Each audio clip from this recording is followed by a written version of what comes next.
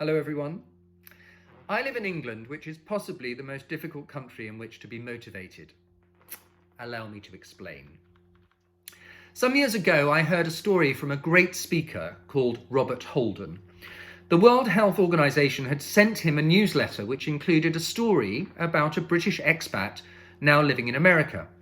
And I'd like to share an extract of that with you now. John Billington, living in America, had recently been diagnosed as clinically depressed. He was on antidepressants and scheduled for a controversial shock therapy when doctors realised he wasn't depressed. He was just British.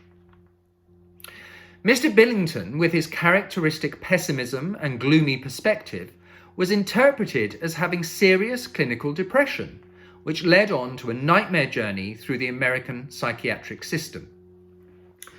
Doctors described Billington as suffering from pervasive negative anticipation, which is a belief that everything will turn out for the worst.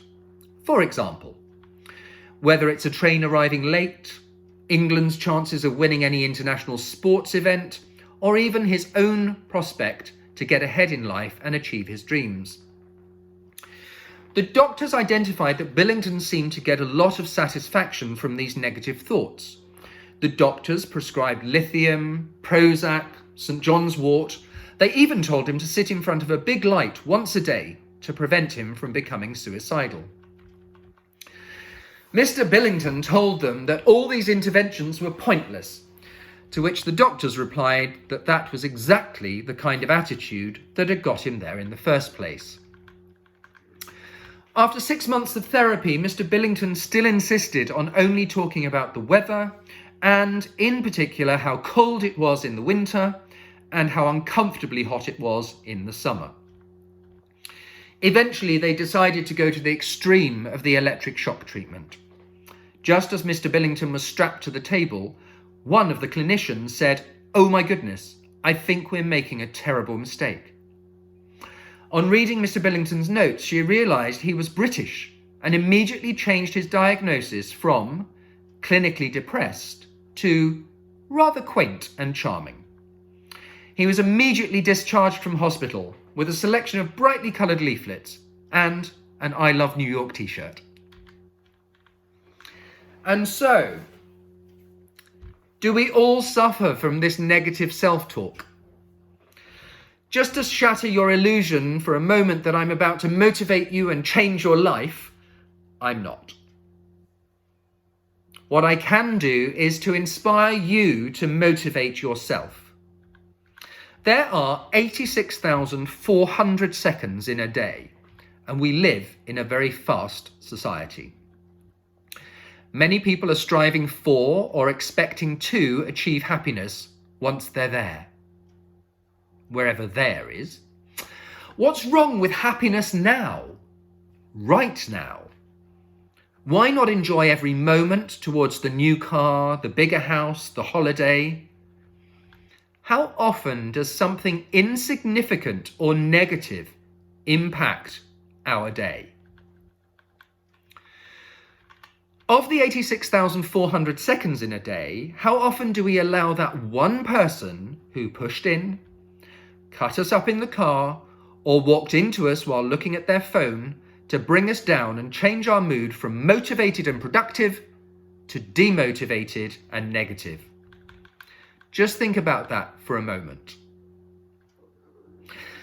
Does that random person for those few seconds of annoyance impact your day unnecessarily? Beliefs impact our ability to be motivated. Where have your beliefs stemmed from? Which ones are motivating you? Which ones are hindering you? Take a moment to think about where your beliefs come from.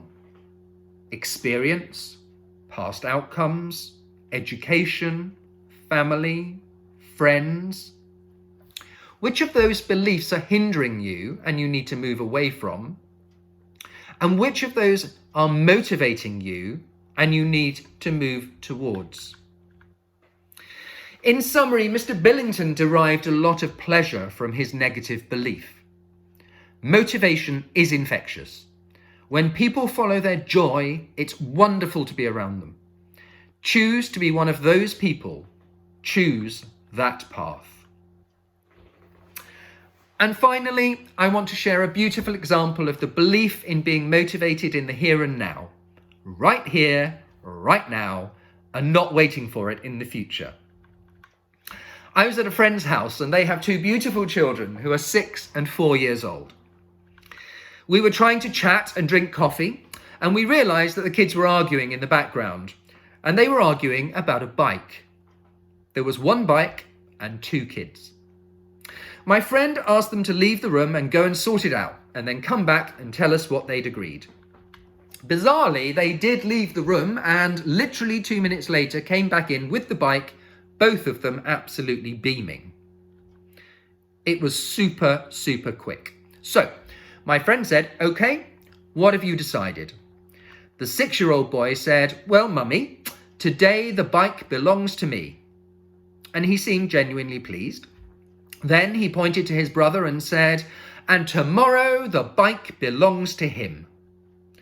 The 4-year-old was nodding and smiling and all seemed well. They'd sorted it out for themselves and everyone was delighted. As they walked towards the door, the 6-year-old pushing the bike, the 4-year-old turned to the 6-year-old and said, "Let's pretend it's tomorrow."